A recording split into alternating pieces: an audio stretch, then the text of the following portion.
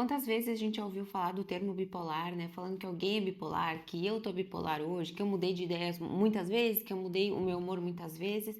E a gente fala isso de forma leiga, de forma despretensiosa, mas na verdade o buraco é mais embaixo. Não é simplesmente uma mudança de humor, mas é um transtorno de humor. E a gente vai entender o que isso quer dizer nesse vídeo.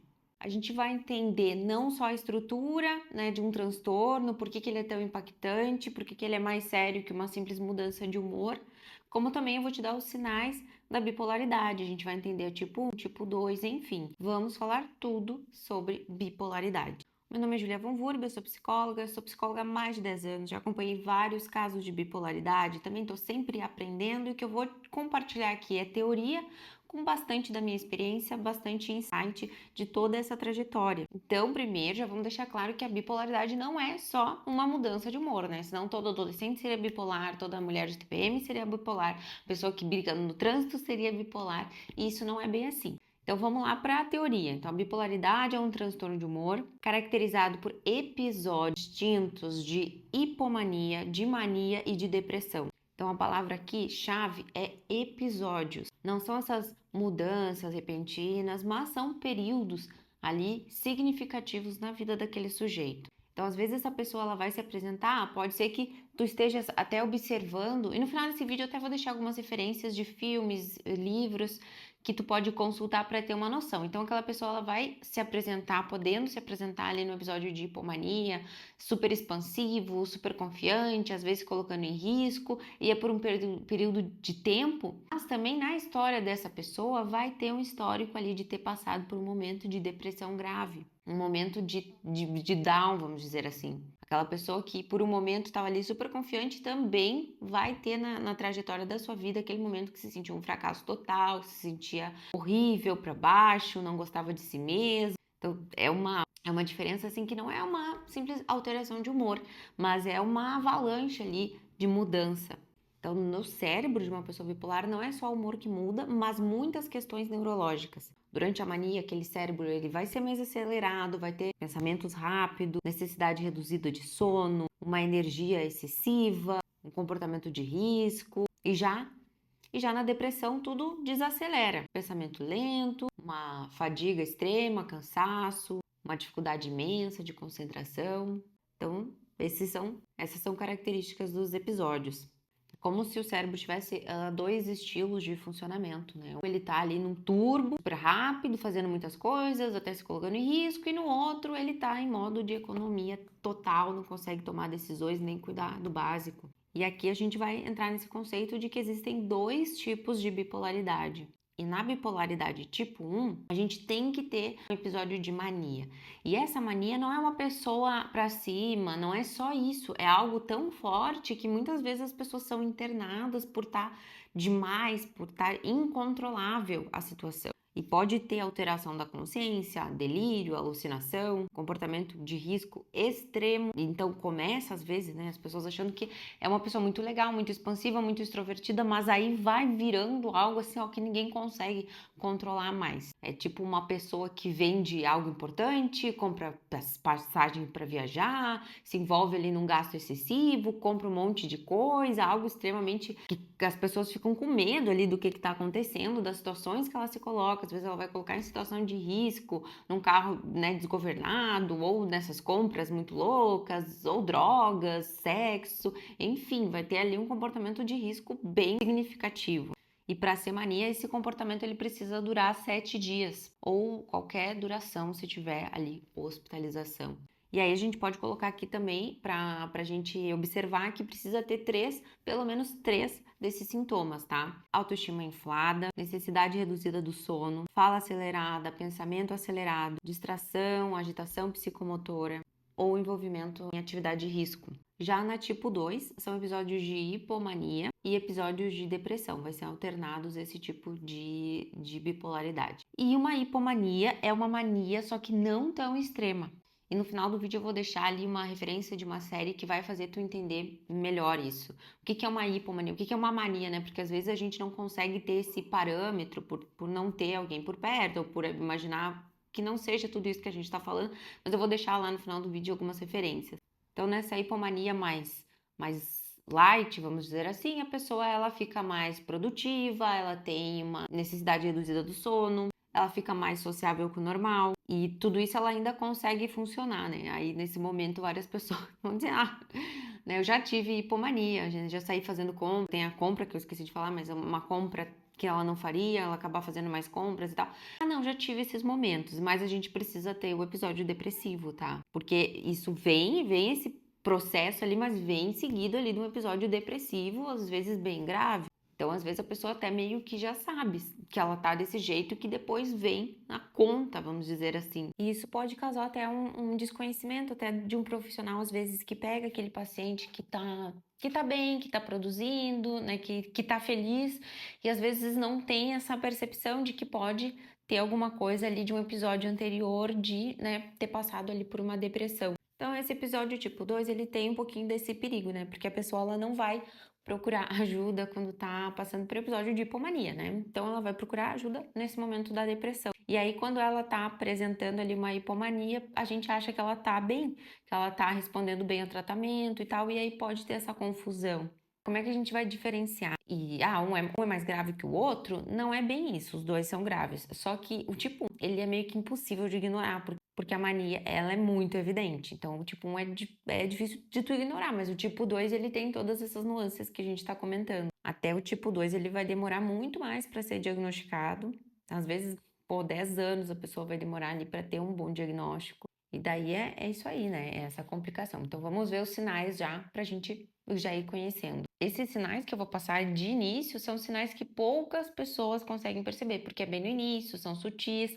Então depois a gente vai entrar para aqueles que a gente já vê mais, que a gente já vê mais nos vídeos e tal. Vamos falar dos sutis. A pessoa ela pode ficar mais irritada, mais intolerante por qualquer situação, qualquer frustração ali, dá uma explosão de raiva, dá uma explosão, um comportamento mais ativo. Ela tem uma sensação de que todo mundo é muito devagar, ela fala isso, sabe? Ela expõe bastante. E esses pensamentos, essas situações podem acontecer alguns dias antes de vir um episódio ali de hipomania, ou até de uma mania mesmo.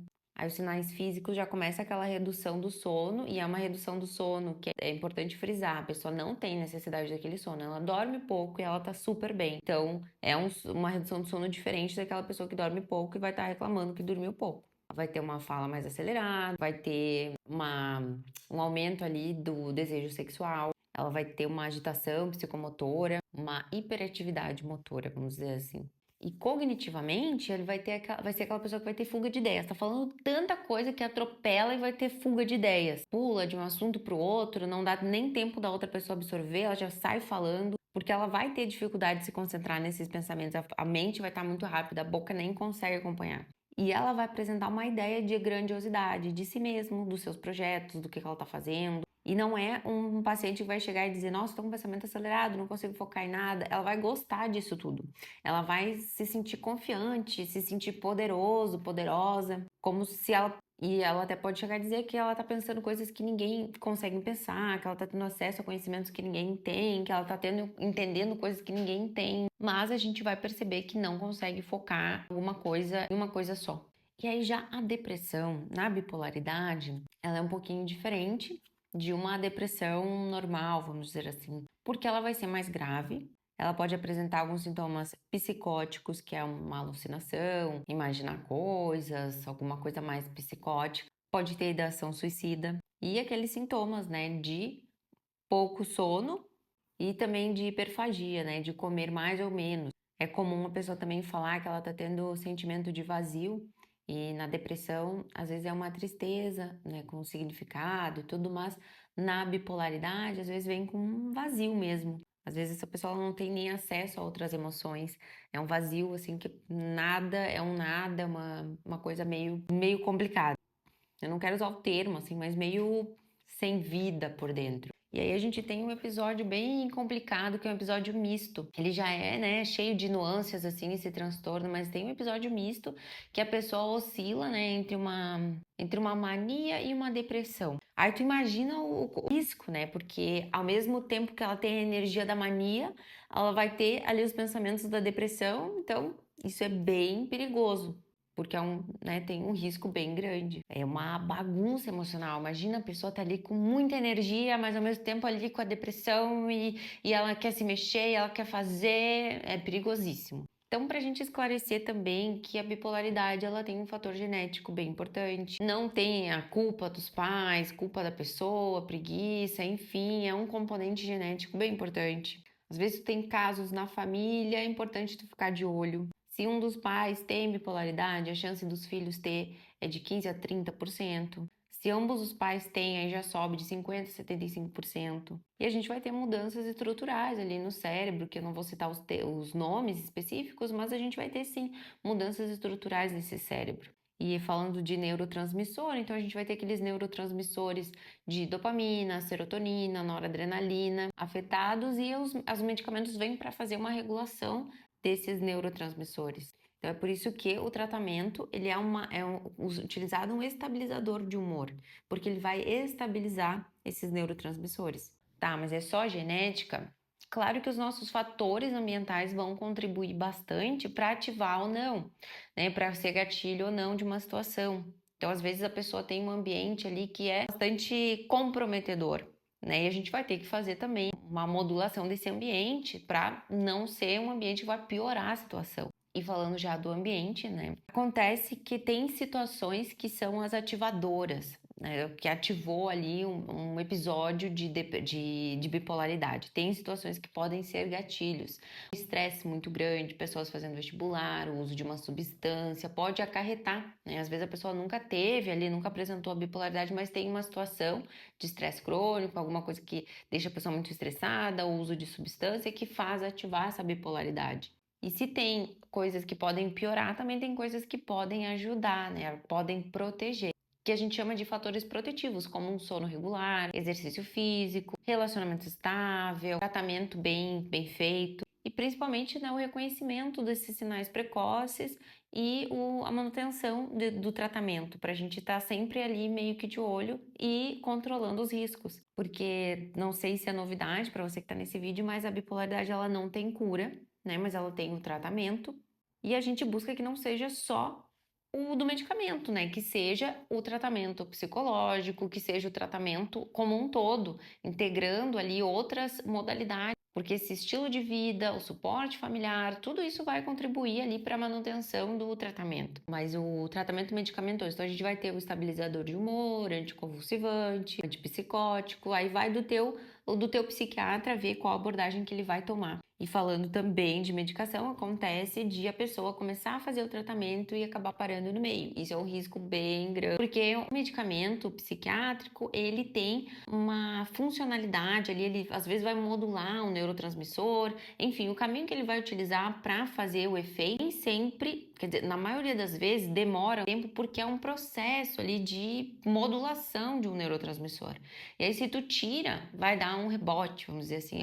Por que é mais comum no pessoal da bipolaridade? Porque a pessoa ela tá mal, tá depressiva, ela toma medicação e aí quando ela melhora ela tira. E aí compromete muito até o próximo episódio, né? Porque o próximo episódio vai vir de forma diferente. A mudança no estilo de vida não são dicas, é uma necessidade fundamental da pessoa ter os recursos de usar as atividades físicas, regular o sono, rotina, tudo isso para ser manutenção do tratamento. Vamos pensar, o sono regular é importante, o exercício físico pode ser um estabilizador de humor natural, ter uma alimentação boa que não inflama, já vai contribuir bastante. E sendo sincera que todo o tratamento, toda pessoa que se comprometer com o seu tratamento, ela pode ter um ganho muito bom na sua vida. E se ela não se comprometer com o seu tratamento, ela pode impactar a vida das outras pessoas, problemas de relacionamentos mil, problemas até no teu trabalho, né? Porque imagina os conflitos que pode gerar, às vezes demissões, perdas de oportunidade, comportamentos que depois